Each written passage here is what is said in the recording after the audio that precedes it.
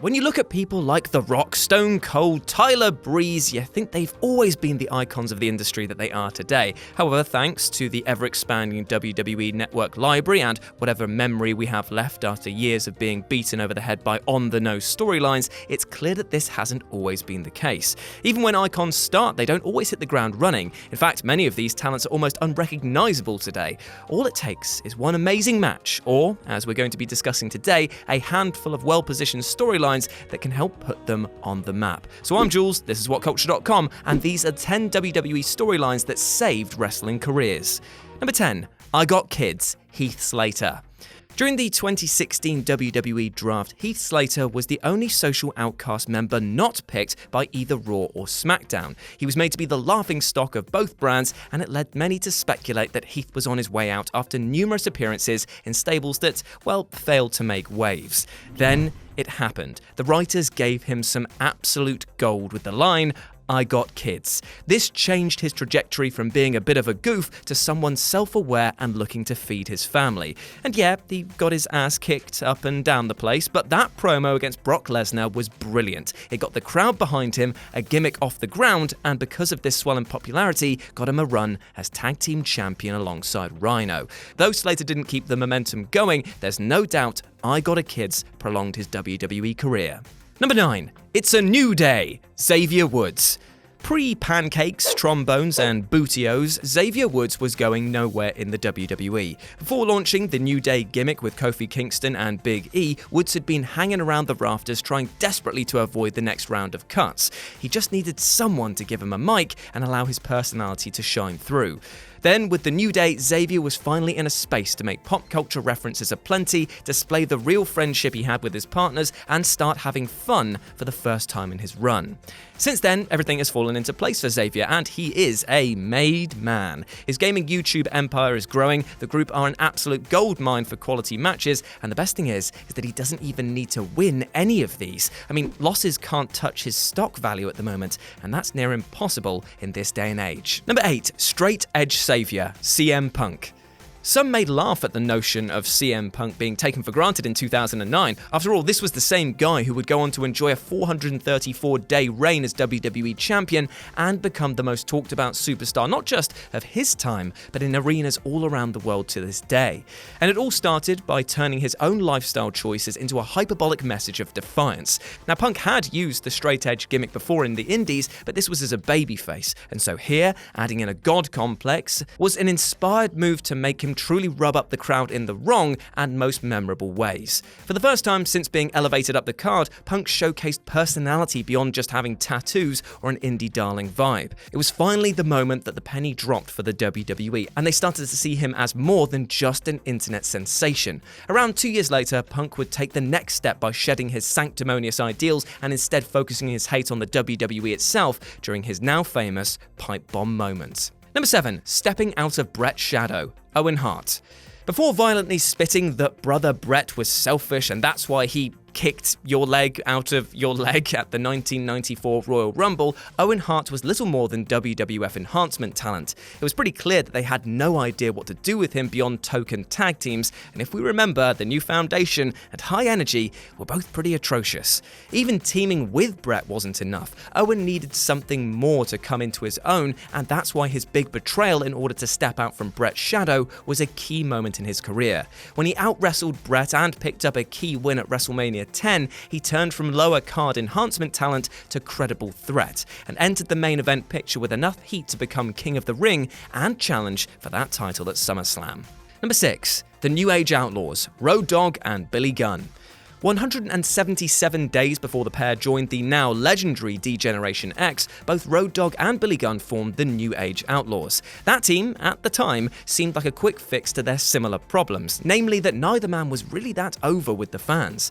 As Double J Jesse James and Rockabilly, the honky-tonk man's damn awful protege, both goofs were terrible. They were pretty much a warm-up act for an audience of 2 for all the noise they got back from the crowd. And things got so bad that there were rumors that, I'm sorry Springton, there will be no encore. If you know what I mean, just that there was going to be their last gig with the WWF. Then, out of nowhere, the New Age Outlaws took off, thanks in part to them serving up a good old melody of ego and beating old-timers on the card.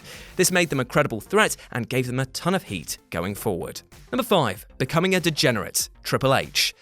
Road Dogg and Billy Gunn weren't the only ones struggling before Degenerate's swagger saved them from the wilderness. If you've ever wondered why the WWE refrained from shining a light on Triple H's career pre-DX, it's because there wasn't really much going on. He was still working the tired Greenwich snob character that had been sucking hard since 1995, and Trips needed a fresh injection of charisma to get out of that mid-card hell.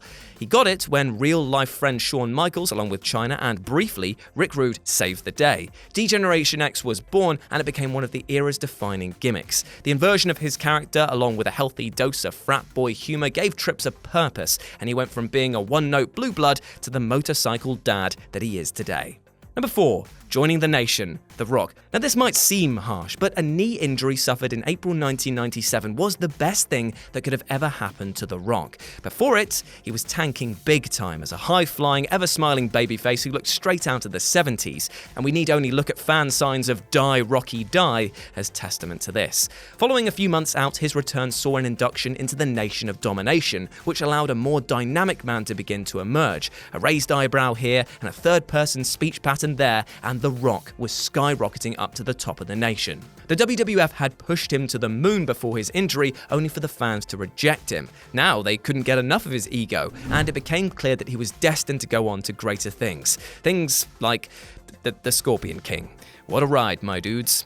Number 3. The Great American Award, JBL. The moment that Ron Simmons retired must have been a difficult thing to accept for the, at the time, self-proclaimed hardest man in wrestling, Bradshaw. Not only was his fellow APA member on the way off, leaving him stranded, but he didn't really have his own gimmick strength to work well as a solo act. Enter John Bradshaw Layfield, a money man who rubbed his success in everyone's face and proudly waved the flag of xenophobic pig ignorance. As JBL, Bradshaw gave his WWE career a shot of adrenaline. It was never guaranteed to work, but a combination of established heel traits borrowed from the characters like Million Dollar Man and Vince McMahon himself helped JBL thrive. It also didn't hurt that WWE ran a Great American Awards storyline on SmackDown. Now, JBL convinced the then GM Kurt Angle that he should be the one to get the prize and challenge Eddie Guerrero for the WWE title. What followed was a lengthy stay in the main event scene for Bradshaw, one that simply would not have come about without the new synergy between his gimmick and the patriotic storyline. Number 2. SmackDown's Halloween Party, John Cena. By far the most throwaway storyline included on this list, the 2002 SmackDown Halloween Party did actually provide more than just a few silly laughs and Bischoff trying to boff the boss's daughter. And this can be summed up with, word life, this is basic thugonomics. Cena had turned heel before the party, but this ignorant, bro-heavy character was given a showcase at the party when Little Match John, at the time, dressed up as Vanilla Ice and rapped on camera.